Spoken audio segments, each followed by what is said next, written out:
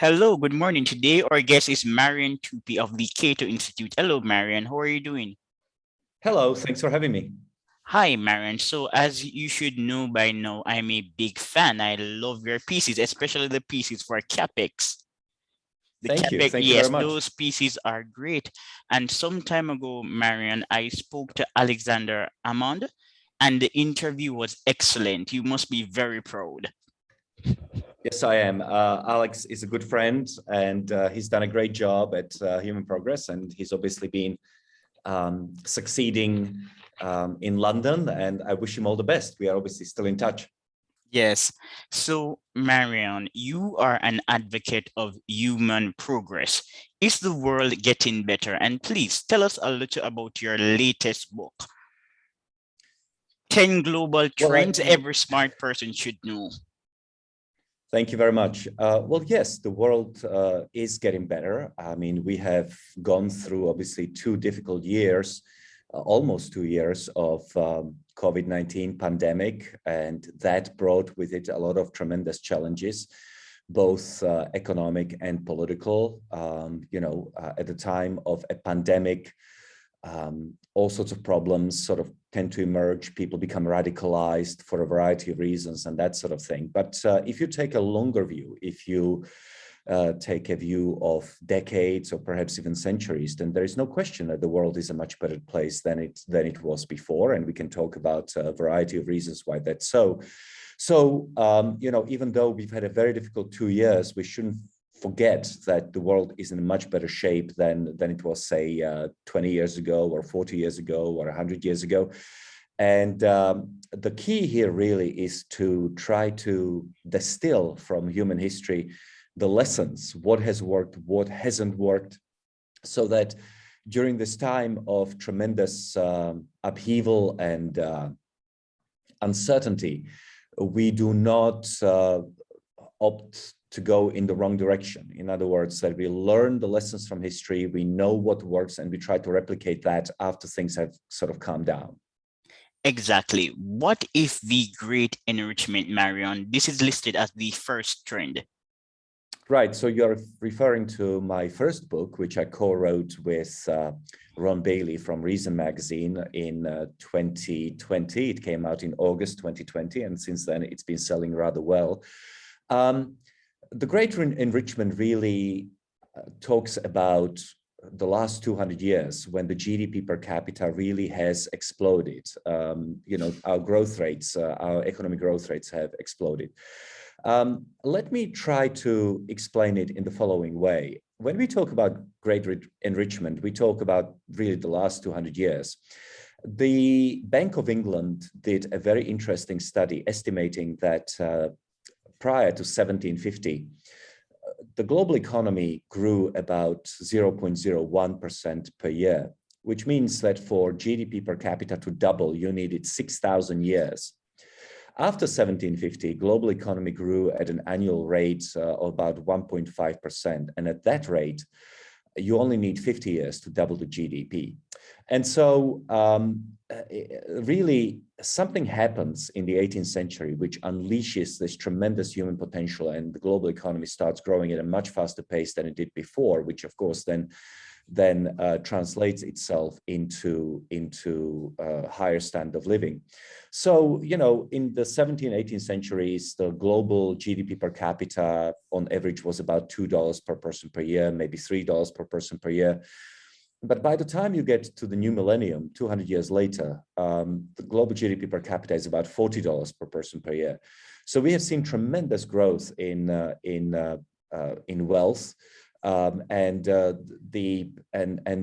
another way to talk about the Great Enrichment is to talk about the hockey stick of human prosperity, which, if you're familiar with the hockey stick, for thousands of years, it was just a flat line, which then in 18th century just starts growing and growing and growing. And so today we are living in a much richer world than before.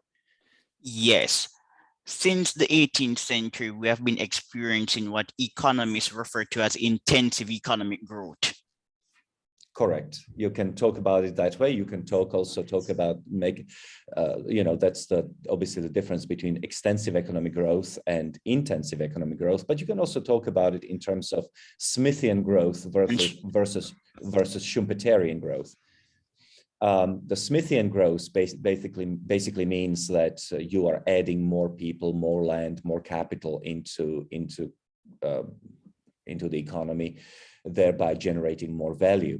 But Schumpeterian growth is primarily based on innovation. And in the last 200 years, we have really unleashed the innovative potential of humanity. And so it's really the innovation, sustained innovation, which in the last 200 years has produced all of this economic growth. Exactly what Deidre McCloskey calls bourgeois dignity. Yes, she obviously believes that fundamental to this outbreak of human ingenuity was greater dignity for human beings. In other words, that we become equal under the law. People were allowed to have a go at prosperity. So that's Deidre's perspective. And I think that she is right. I think that institutions also played a role in it, in a sense that the world has become, the governments in the world have become much more accountable. But these two are not exclusive. I think they work rather well together, where the change in ethics that Deidre identifies and the change in institutions sort of reinforce each other. Exactly. Now we're going to talk about the second trend, the end of poverty. Yeah, I mean, obviously, when you have a world that is becoming richer, poverty declines. Poverty declines at all sorts of levels, but absolute poverty, which is defined at $2 per person per day, in 1800, some 90% of humanity lived on $2 per person per day. By 1980, that number has declined to about 40% of humanity. And today or rather before COVID, it was fewer than 10% who lived on $2 per person per day. So hopefully within the next decade, we will see a complete elimination of absolute poverty. But poverty is not declining only at $2 per person per day. It is also declining at $3 and $5 and $7 per person per day. I would like to note, though, for your listeners, that we have to make a difference, or rather we have to appreciate the difference between absolute and relative poverty. Absolute poverty is measured in ways like $2 per person per day, but every country has a different definition of relative poverty. When people talk about poverty in the United States, they're usually not talking about absolute poverty, but relative poverty. So that's something like when people are making less than 1/3 of the average income, that's considered to be relative poverty in the United States. But obviously, because average income is so high in the United States, relative poverty in the United States doesn't mean what relative poverty means in Brazil or Mexico or Bangladesh. Excellent point, Marian. Years ago, Thomas Soell wrote an article referring to an economist who argued that upper middle class people in America are not as rich as some Americans who are not in the upper class in the States. So your point is quite relevant. If you live in a developing country, let's say, for example, Jamaica, because I live in Jamaica, if you're earning 150 grand a month or 140 grand a month, this is just over $1,000 a month. Right. So yeah, that's really the key when it comes to poverty. But it is getting better. Yes, it's getting better. And now we're going to talk briefly about globalization. Is globalization a benefit for people in poor countries? Oh, unquestionably. Globalization shouldn't be understood as a sort of an external phenomenon. It is very much a phenomenon that that is integral to the development strategy of many previously poor countries. Even when I was in college in the 1990s, I spent part of my life in Africa, and people still talked about things like participation in trade as being a bad thing. because you are going to get exploited. People still objected to foreign direct investment and the presence of multinational corporations because of fears of quote unquote economic exploitation. All of that has pretty much disappeared from what used to be called the third world, from developing countries or poor countries. I think that what happened was that representatives of poor countries were looking at the tremendous success of countries which participated in globalization in earlier times, countries like South Korea, Taiwan, places like Chile, and Hong Kong and Singapore. And what people in Latin America, in Asia, and in Africa saw is that it is possible to participate in global trade, in global economy, and become fabulously rich. In 1950, GDP per capita in South Korea was lower than what it was in Ghana. Today, South Korea is much richer than Ghana. Why? Because it participated in globalization. So I think there was a mind shift within many developing countries. They started to see globalization not as an enemy, but as a friend. And in the 1980s, in the 1990s, and in the first decade of the 21st century, a lot of these countries have sort of overcome their distaste for global economy, started to participate in it. And we have seen during the period of globalization, which is to say after 1980, absolute poverty decline very rapidly in poor countries, and their growth rates pick up. So globalization has been unambiguously a good thing for poor countries, yes. Especially poor countries in Africa, the relationship between trade openness and economic growth in Africa is positive. And secondly, Marian, recently the IMF published a report noting that in East Asian countries, their economic growth was driven by smart IT policies and not protectionism. In other words, they invested in exporting quality products that the world wanted instead of replacing imports. So it was not import substitution led growth, but export substitution growth that was driven by productivity and innovation. I think that the globalization story is primarily a success of Asia, especially Southeast Asia, because they got to globalization earlier than Africa. So China obviously starts in 1978, India about 1991. And that's where we have seen the greatest increases in wealth and greatest decline in poverty. Africa comes to globalization perhaps in the late 1990s, early 80s.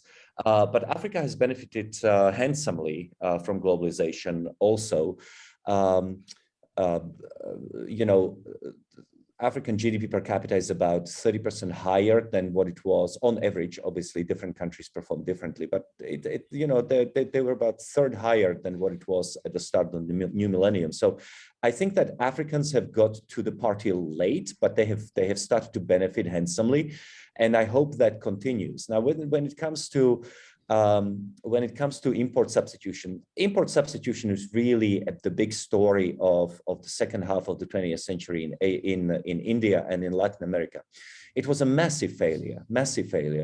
And I think that the world has learned from it, although now in some ways we are seeing a sort of backsliding from that. So in Europe and also in the United States, where you would think that people would know better, but they don't, we now have a desire to see some elements of import substitution, like, we cannot be reliant on global economy and global trade routes and supply chains in order to provide us with X, Y, and Z. Therefore, we have to start making it at home. Governments in the first world, like Europe and the United States, are trying to stimulate a variety of domestic industries and so forth. I don't see any logical reason why that should work in rich countries where it didn't work in other countries. We'll see. Future will tell. But as a general rule, import substitution has been a failure in Latin America and in India. But even in the context of a pandemic, protectionism is insensible, as your colleague Johan Norberg writes. I'm sure that Johan has very good arguments to support that, and I'm generally very open and very sympathetic to that view.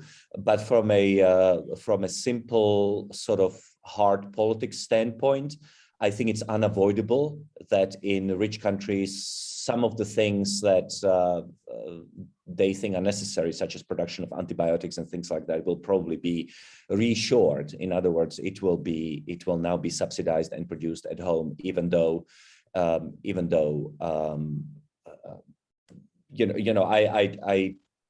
don't know if it's a good way or a bad way. What I'm saying is that I think that just from a real politics Yes, standpoint, geopolitical perspective, countries there may is. prefer to produce a product than to rely on China.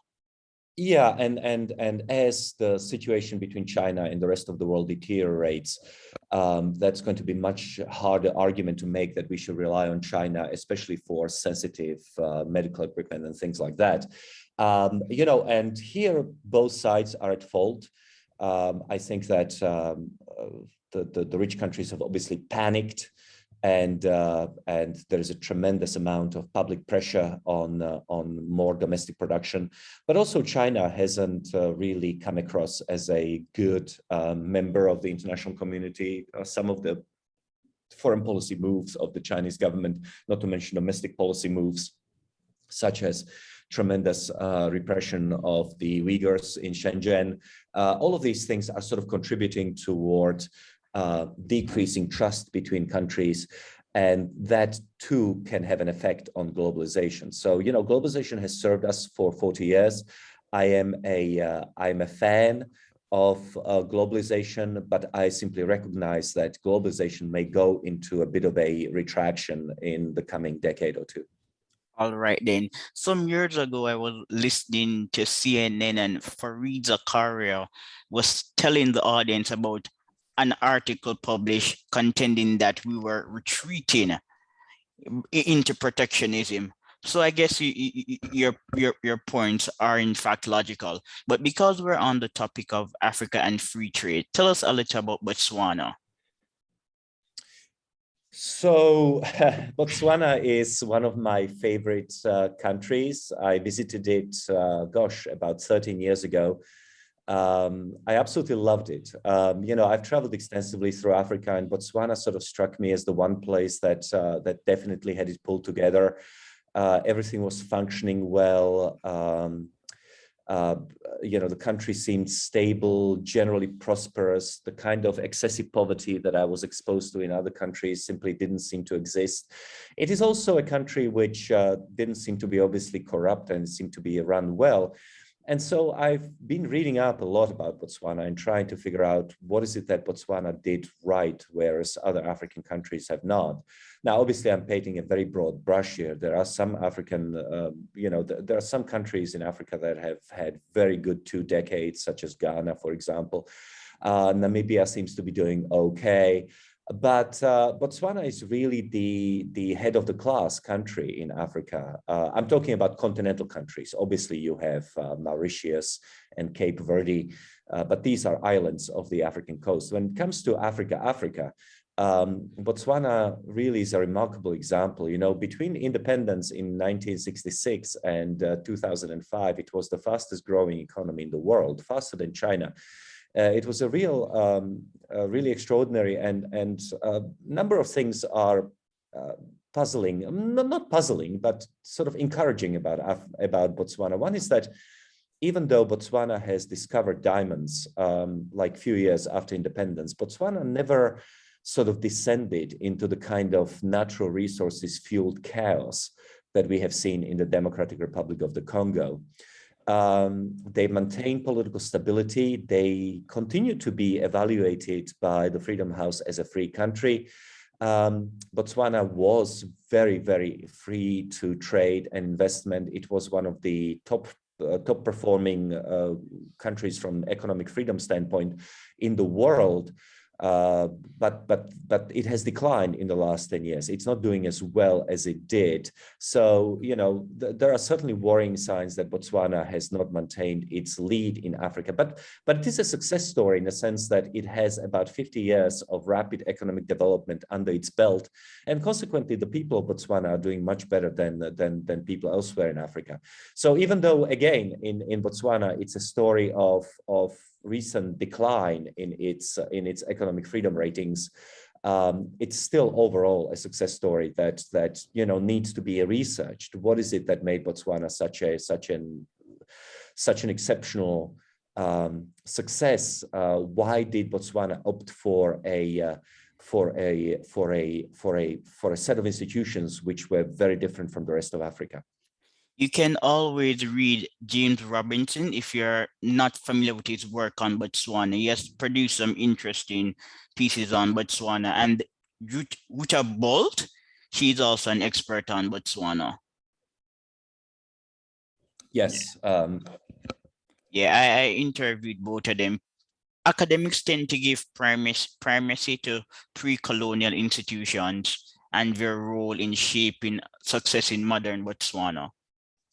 Yeah, so that is a well-known point that was popularized by Scott Beaulier, and there may be something to it in a sense that the British imprint on Botswana was very light.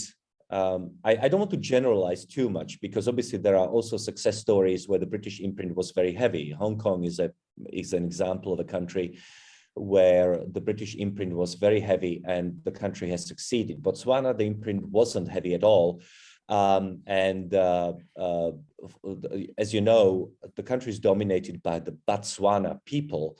And basically, it has a system of consultation called the Kotlas, whereby the traditional Botswana chief would consult extensively with the people before implementing policies, and I think there is something to it.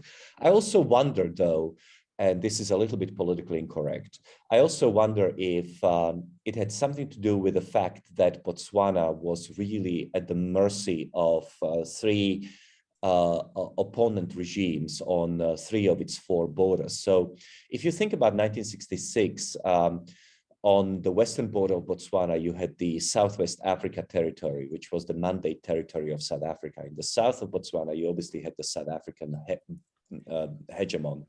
And in the east of Botswana, you had Rhodesia. Now, all of these countries were heavily anti-communist, and Botswana at that time didn't have an army. It didn't have an army until 1974 or 1977, so it couldn't defend itself. So I do think that there were limitations in terms of the sort of number of policies that the newly independent Botswana could opt for. For example, I don't think that it was feasible for Botswana to opt for Marxism in the way that some other countries have opted for, because obviously they couldn't defend themselves, and the countries that were their neighbors were very heavily anti-Marxist.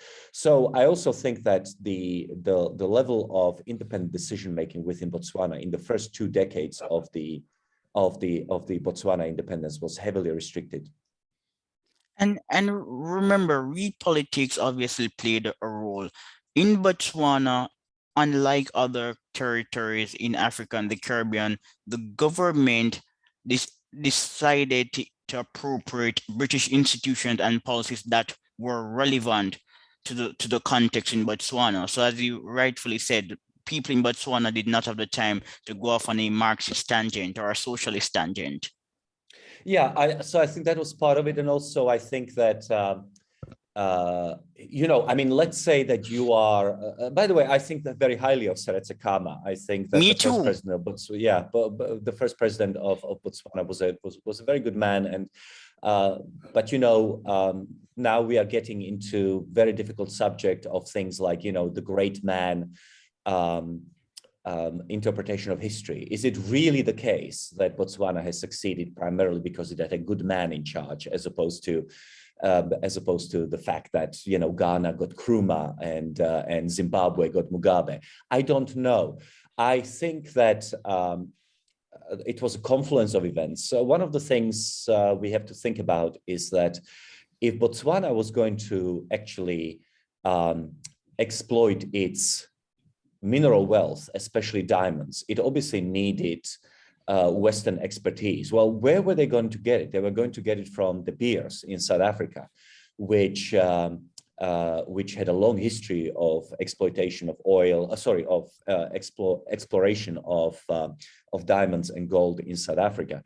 The alternative was to bring in the Russians, but as I said, the surrounding countries would have none of it. So Botswana had to rely on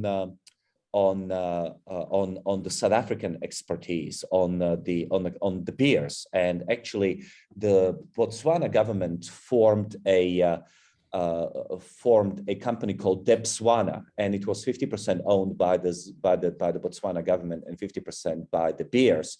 And basically, they had this mutually advantageous relationship whereby Botswana allowed a South African company called De Beers to exploit its mineral wealth, but at the same time, it got 50% of the profits from whatever De Beers made.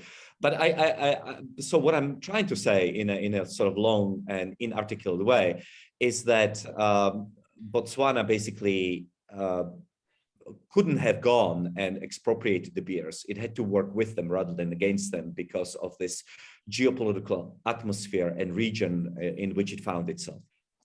All right. It's similar to the argument made by Mark Zachary Taylor that innovative countries tend to be under significant political stress. That may well be. Yeah, I'm not familiar with that argument. Yeah, but so on the topic of Botswana, Marian, we were saying that the great man perspective of history is a bit outdated and you didn't really want to touch on that topic.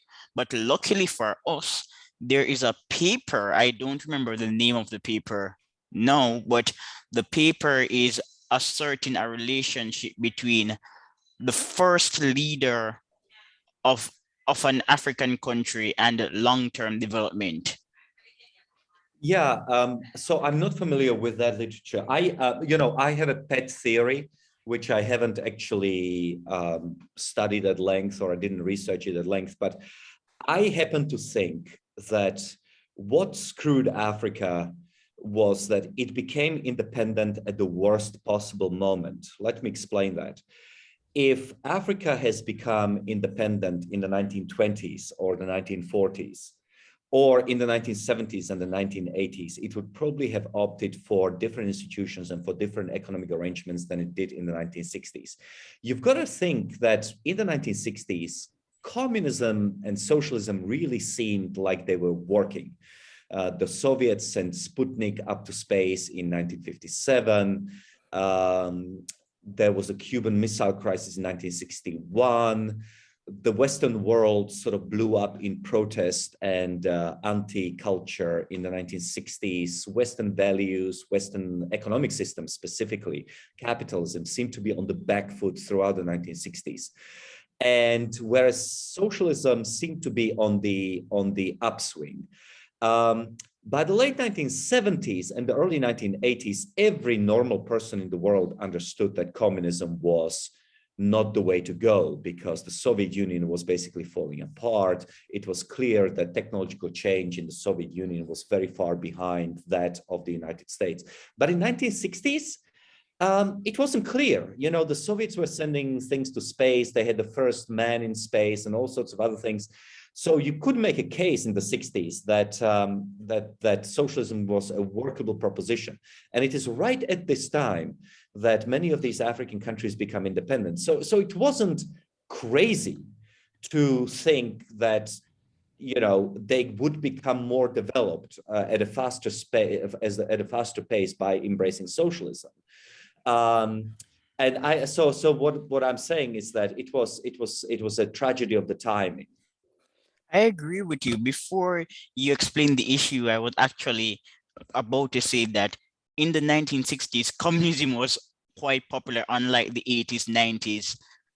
So we're on the same page, I guess. But I think another seminal issue in African development is the role of institutional complexity. So Ghana may not be as famous as Botswana, but relative to Nigeria and other countries in Africa, Ghana has done well. And I'm not surprised because the people of Ghana, they have a longer duration of managing institutions. The Asante Empire was one of the leading empires in West Africa.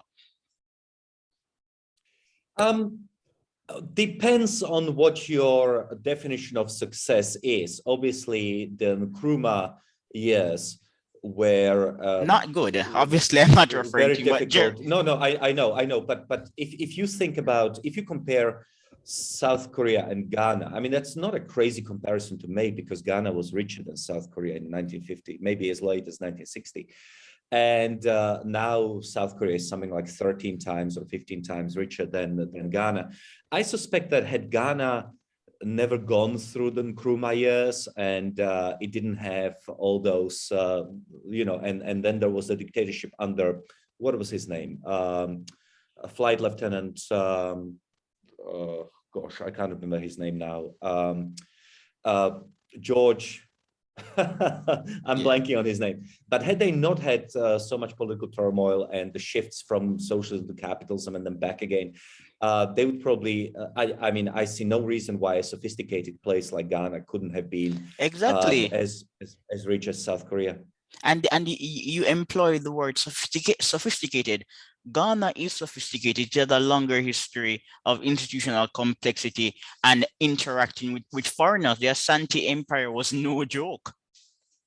Yes, no, I agree with you. I mean, obviously, different countries, not just in Africa, but elsewhere, have had a very different history. But if there was a country which was predisposed for success, it should have been Ghana. Yes, but luckily for Ghana, eventually they elected Jerry, and he was a good president. The last 20 years, my understanding is, have been very good for Ghana, and I wish them all the best. They have discovered oil recently, recently, maybe like 10 years ago, and I hope that they'll be able to exploit that natural wealth without the same problems that Nigerians have fallen into.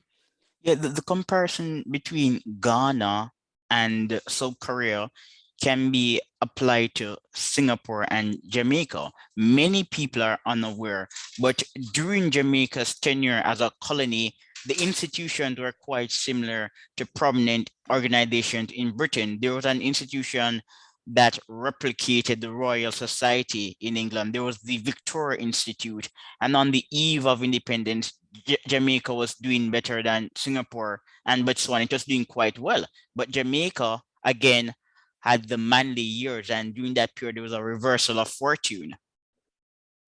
Yeah, my heart breaks when I think about the Caribbean. You won't know this about me. There is no reason why you should, but I spend a lot of time in the Caribbean. I think it's the most beautiful part of the globe.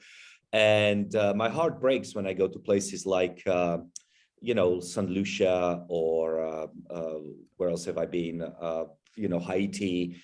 I've been to a number of these places, and they're just absolutely gorgeous, and they should be the mecca for tourists. The whole world should be spending money in the Caribbean. St. Kitts and Nevis, all of these places are gorgeous, and yet you go to a place like St. Lucia, which is extraordinarily beautiful, and it's very, very poor. And I haven't been to Jamaica, but I can just imagine that the story must be very similar. Cuba is another example. Cuba had the same GDP per capita or thereabouts as Hong Kong in the 1950s. There is a wonderful Englishman called Neil Monnery who wrote 2 books comparing Cuba and Hong Kong, and how, because they have taken 2 different, they went in the opposite directions, they have ended up in 2 different places. But that's also a good thing, in a sense that we know that that what matters really is institutions and values, cultural values. It's not necessarily race. It's not those sorts of things. Things can be changed. There is no reason why a Black country like Botswana is a perfect example, cannot succeed. There is no reason why a Caribbean country cannot succeed. There are some very good Caribbean success stories like Turks and Caicos and so forth. So there is hope for every country. I'm very much convinced of that. Yes, but Marian, I'm I'm younger than you, Marian. I'm 27, but I'm a bit old-fashioned, and I don't want to sound like a Grinch. But for countries in the Caribbean, we require a great man or a great woman, but a leader who is willing to transform these states by diverting from the norm. And let me explain to you the situation in a more lucid manner. On average, small countries are richer, they have better institutions, and they're easier to manage. Recently, the IMF did a study saying that in small countries and the Caribbean was examined, in these places, financial openness is actually associated with e economic equality, not income inequality. So when financial markets are open, income inequality tends to be lower. But in the Caribbean, for some time, there has been a left-leaning agenda. And as such, instead of progressing, the region is regressing. And we can only solve this problem by electing a leader like with your level of insight who understands how markets work. Well, obviously, the difficulty with that is that if you elect a strong leader who wants to take you in the opposite direction, that's also possible. Yes, But exactly. let me ask you, because you're obviously on the ground in the Caribbean. Let me ask you this: what is the highest legal authority in Jamaica? Is it Oh, the Supreme Court in Britain? yeah, the Privy Council is the highest legal authority, and this is an advantage. When I speak to Americans and business people, they often lament the impending decision of Jamaica to divest itself from the Privy Council. The Privy Council is still respected locally and internationally. One prominent individual, he's not a Jamaica, he said some years ago that international investors may be less likely to invest in countries like Jamaica if they divest themselves from the Privy Council. So I'm in favor of retaining the Privy Council. So, this is something that has been of great interest to me, and this is something maybe that may be of interest to you to research and to an economic analysis on, if not you, then maybe somebody that you know. And that would be to try to ascertain um, uh, how differently Caribbean islands have performed depending on their legal structure. In other words, whether countries that have retained an external source of judicial oversight have performed better than countries which have had that ultimate judicial decision-making done domestically. What I mean is this, that when you have a country which has compromised institutions and a lot of corruption, that sort of thing, how do you reform a place like that? Well, Paul Roma has this idea of charter cities, right? That you carve out a part of a beautiful country like Jamaica, for example, and you declare that it will now have its own constitution. It still remains part of Jamaica, but it would become a free city, essentially, run by private corporations with its own legal codes and things like that. Now, nobody has been successful at creating a charter city yet, but the alternative to charter cities would be for independent Caribbean nations to willingly, by democratic means and maybe a plebiscite, to externalize the ultimate decision-making in their countries to somewhere else and see if that improves the legal standards at home and thereby attracts more investment. Do I make any sense? Yeah, you do make sense. And Mariana, you're a student of history like myself. The medieval ages, charter cities, they were somewhat prominent back then. But back to your issue in relation to the Caribbean, I'm open to new ideas. I like the concept of innovation. I'm a bit of an eccentric, and I do not have a problem with a country outsourcing even the management of its port to a superior entity. But again, I live in the Caribbean, you don't, so I'm on the ground. Yes. Intellectual autonomy promotes innovation, and we have data on the topic. Individualism also promotes innovation. The Caribbean is embedded its culture is closer to the collectivism spectrum, and the nationalism in this context is an impediment. So for example, Marion, I don't have a problem with colonialism in principle. Colonialism is actually a value neutral term. If I leave Jamaica and colonize an uninhabited island anywhere in the world, that's also colonization. Colonization is another building strategy. You can colonize a country where people don't exist. So for me, colonialism is a value neutral term. But due to the sordid history of colonialism, people in the Caribbean are unwilling to outsource management of institutions to foreign powers. I think that's silly because I invest in economics and the cost benefit analysis approach, but that's the issue in the Caribbean. Yeah, no, I understand that. I totally understand the history. By the way, I should like to point out for your listeners that when I talk to about that sort of thing, let's just maybe if we can get away from institutions, just you mentioned ports. Outsourcing port operations to foreign companies. I think that's the key, really. Let me give you an example. So I'm originally from Eastern Europe, and the biggest mistake that we have made in Eastern Europe after the fall of communism is that we insisted on selling our state-owned companies to people who were of our own nationality. Okay, so I'm from Czechoslovakia, and people in Slovakia insisted on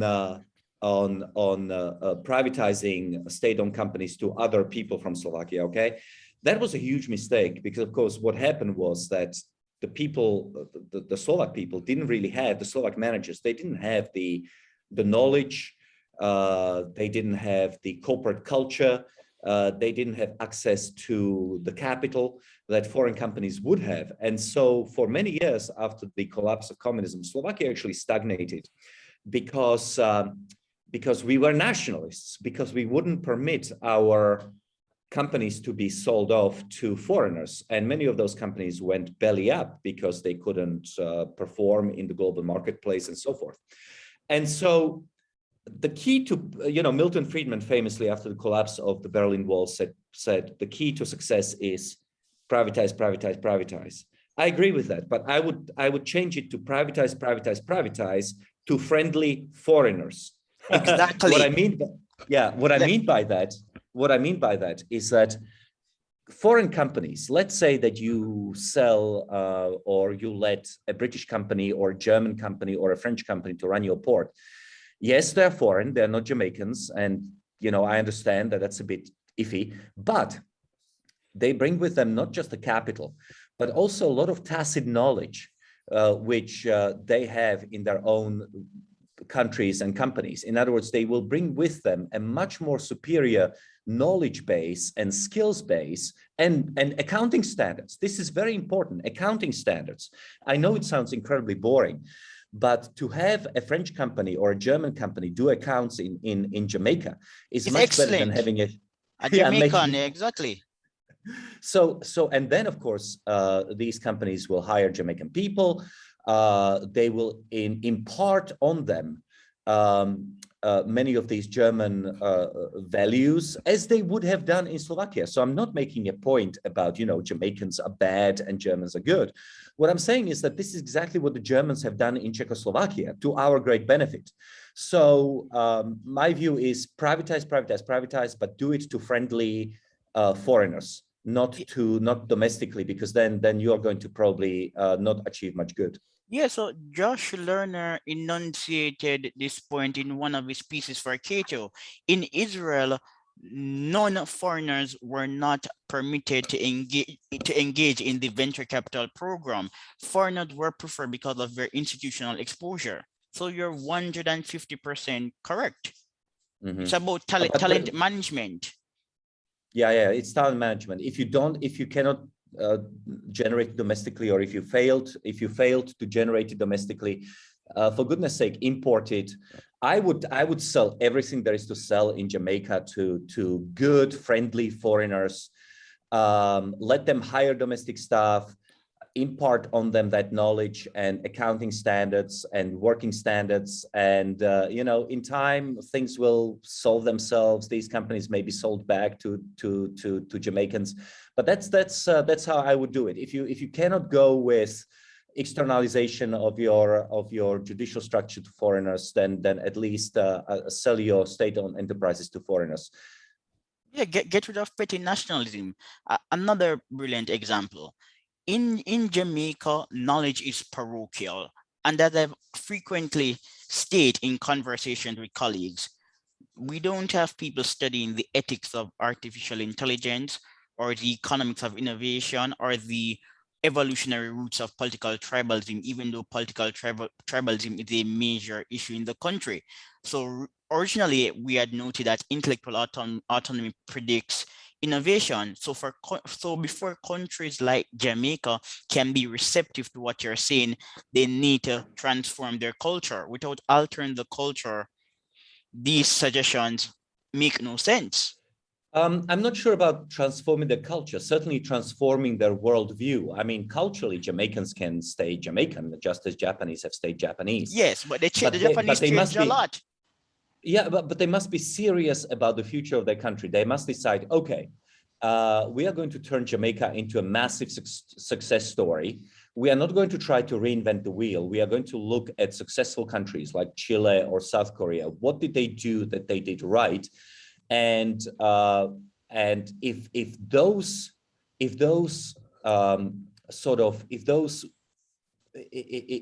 things clash with our parochial view, then we are going to jettison our parochial view. Yes. And that's the key. It's the change in outlook rather than necessarily wholesale change in culture. Yes, I get your point. But Marion, I am a business analyst. I like data. And when you're in the field of research, one must be dispassionate. You can't afford to be too emotional. So this is one of the reasons why these days, when I do read the media, it is not media from Jamaica because it's parochial. Instead of proposing policies to make the country richer, people want to lament the effects of slavery and colonialism. I'm not going to have this discussion on the show, but as someone who has read the literature quite extensively, many of these arguments are inapplicable to Jamaica. They may be inapplicable and they may be also largely irrelevant from the future economic growth standpoint. You could spend the next 20 or 30, I mean, after all, my own country had been subjected to slavery of the Turkish kind, but we don't, and then we were occupied by the Nazis and the Soviets for a long time. But we sort of refused to dwell on the past, and we decided we want to be a country which has income per capita the average of the European Union. What do we have to do in order to accomplish that? Well, we have to reform, right? So we sort of stopped. We never went back thinking, we didn't dwell too much on the past. Maybe that's the key, is that you just look forward rather than backward. All right, so we have to get back to the show. Trend, the third, yes, the third trend. Are we running out of resources? No, absolutely not. Resources are becoming cheaper relative to income. That's something that I do extensively at the Human Progress. We have the Simon Project, which is devoted to looking at resources. And what we find is basically that resources are becoming cheaper. Between 1980 and 2020, we found that 50 largest commodities or 50 most important commodities in the world became 75% cheaper, even though the world's population has increased by 75%. So there is a 1% offset. 1% growth in global population leads to 1% decline in the price of resources. And why is that? Because of innovation. Because we are able to use them more efficiently, we are able to recycle them, we are able to get access to more of them, we are able to replace the expensive resources with cheaper resources. The point is resources are cheaper than ever before, and we are never going to run out of anything. We have never run out of anything. We have never used up properly anything. I mean, yes, we have shot tons of steel into the space, but if you ignore that, then all the iron and steel and copper that's ever been produced on Earth is still on Earth. And if should there ever be a time when we need to get access to it and use it for more value-added uses, we can do so. Exactly. Now the fourth trend, the peak population. So ambivalent. I'm a little bit ambivalent about this trend because I think that humans create more than they consume. So in general, bigger population is better.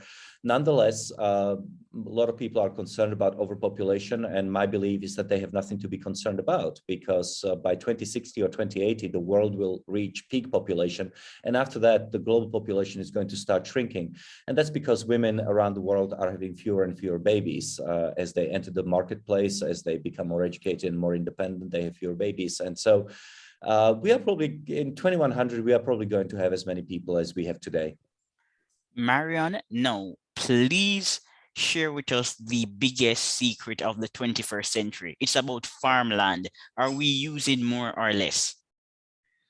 The total amount of land used for agriculture has peaked in 2000, and since then it has been declining. And that's because even though population is increasing, the global farmers are becoming much more productive when it comes to producing, a bushel of wheat or a ton of corn on the same acre of land. And so as we become more productive, because we have better technology, because we can produce GMO foods, because we can limit pesticide use and that sort of thing, we are also producing more and more food. And so right now in the world, the problem is not really food production. We are producing currently 1/3 more calories than the world needs. It's just that it's inefficiently distributed. And so it is an expectation by Jesse Asubel from Rockefeller University that by 2060 we'll be able to return the land size of 2 Alaskas back to nature, and that's good also for the environment. All right. Marian, I like your research on the time price of commodities. What is that? Well, that's what I was talking about when I was talking about natural resources. So basically, we don't look at real price of resources. As you know, there are usually in the newspapers, you will encounter either nominal price or real price of a commodity. Nominal price is unadjusted for inflation. Real price is adjusted for inflation. But that's not a good way to measure whether commodities are becoming scarcer or more abundant, because, of course, even once you adjust it for inflation, you are still not taking into account increases in people's wages due to productivity growth. So time price is basically just a nominal price of a commodity divided by the hourly income, nominal hourly income. And that's a superior way of measuring affordability, because so long as your income is increasing at a faster pace than inflation, then things are becoming cheaper.